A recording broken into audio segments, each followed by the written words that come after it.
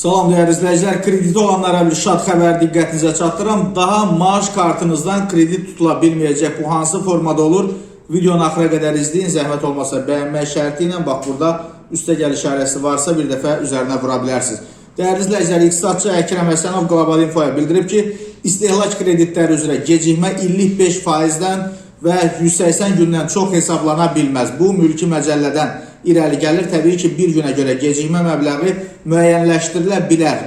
Paralel olaraq maaş kartından xəbərdarlıq olmadan tutulmalar da mümkündür. Amma əgər vətəndaş krediti maaş və pensiya aldığı bankdan götürübsə, müqavilədə müvafiq maddələr qeyd olunur. Yəni ödənişlər vaxtında olmasa həmin kartlardan pul tutulur. Ancaq bir neçə gün əvvəl Mərkəzi Bankın sədri ilə görüş zamanı bildirilib ki, insanlara sərbəstlik veriləcək, yəni vətəndaşlar maaş və pensiya ödənişlərini istənilən bankdan əldə edə yaxud mövcud kartı dəyişə biləcəklər. Məsələn, sadə dillə desək, siz Kapital Bankdan kredit götürmüsünüz, maaşınız da Kapital Bankdan olduğuna görə ayın axırında həmin o faiz və yaxud da o belə deyək, kredit dərhal çıxılırdı.